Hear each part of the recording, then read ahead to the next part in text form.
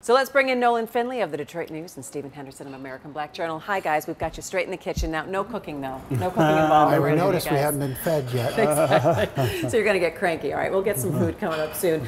You know, as I continue to dodge barrels everywhere I drive, I drive this summer, it strikes me we are getting closer and closer to September without any kind of roads deal or really budget. And you have schools that are waiting to see what they're going to be able to have to spend. So how hot is it going to get in September in Lansing, Nolan? I think, you know, I think we're back to the old days where we go right up to October 1st and then we do some brinksmanship budgeting.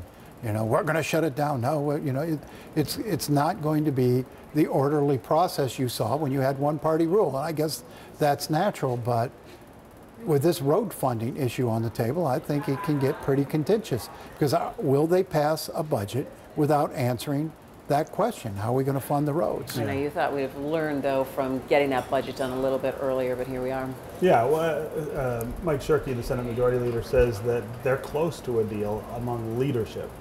But I think that's sort of important. That's an important distinction, right? That doesn't mean that the members themselves will vote for it. And that may be the sticking point. I think they may be able to come to agreement between the leaders of the legislature and the governor on what to do. I don't know that they can get the rank and file to actually vote for it. All right, so this week also we now have a new Oakland County Executive after a lot of dealing. The former mayor of Ferndale, for now until for 16 months though. I mean, he's got a good long until run. The court decides on the, you know, the challenge of the shenanigans, which is not insignificant. And I think this process and the way the process was handled by the board ought to worry Oakland County residents who are used to sort of a very business-like, scandal-free government in their county. And the way that was carried out, the hurry-up manner in which they did the process and then bypassed their own process to appoint a guy who hadn't even applied for the job is a bit worrisome. And we ought to be worried about what's to come in Oakland County. Yeah, well, it's a little bit of the I'm shocked to find out there's politics in this establishment. I mean, that was pretty sleazy politics. The same kind of stuff went on when Brooks was in charge, and it was just favored Republicans. The redrawing of the county, the redistricting thing was absolute shenanigans. But when you look at this, where David Woodward resigned and then said, "Oh, my hand was never off the checker, so I didn't resign." I mean, come on. I'm not sure that's going to stand up in court. The great thing here is that the choice they made, David Coulter, is actually a very strong candidate.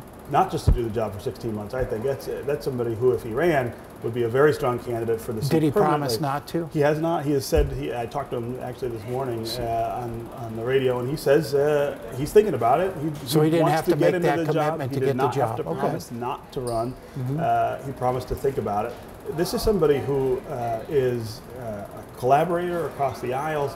He worked with Brooks when he was on the commission. Somebody who Republicans respect in many more ways than Dave Woodward or Andy Meisner, who are more partisans, I think, in the county.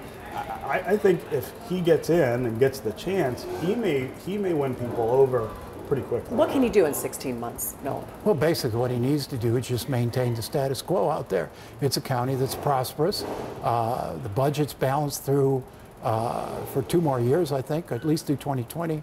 There's not a whole lot of pressing issues. His challenge will be keeping that Brooks team in place through the next election when the permanent county executive can then come in and hire a new team. Do you think that Brooks team will stay? I don't know. I think that's the unanswered question.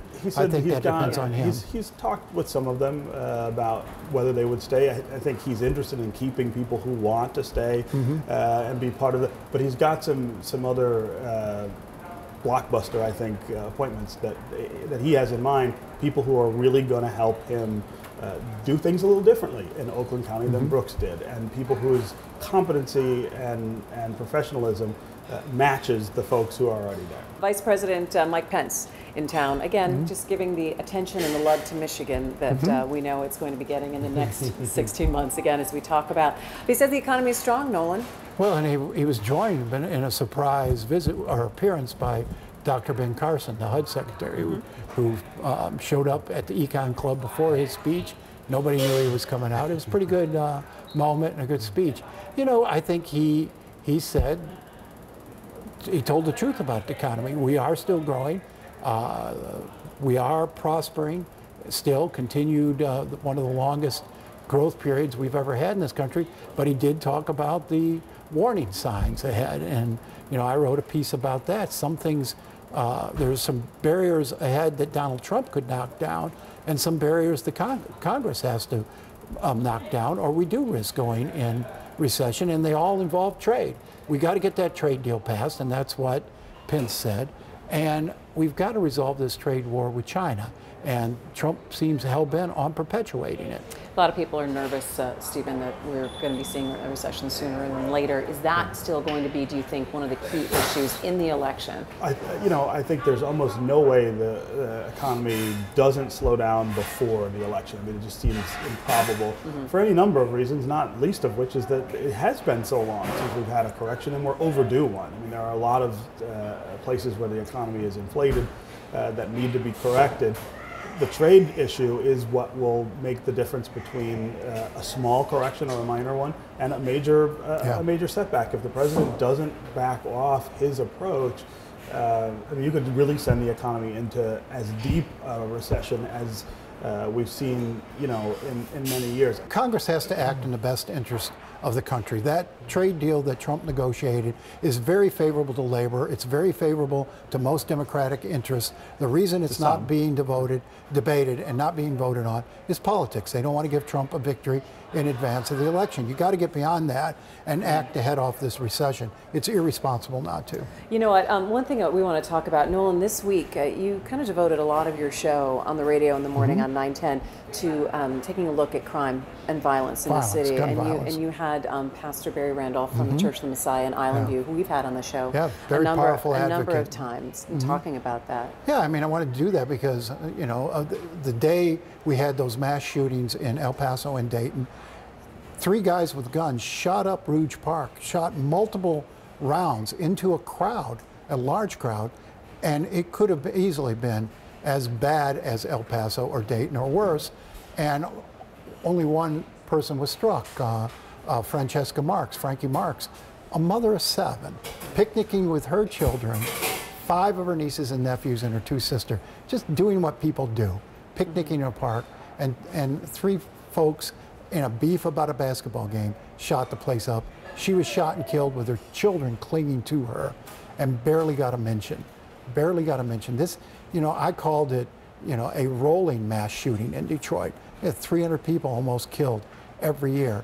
Many of them, like this Frankie Marks, just people who in the wrong place at the wrong time and got killed. And I think sometimes it leads to a larger question or conversation of, have we become desensitized to a lot of things that happen.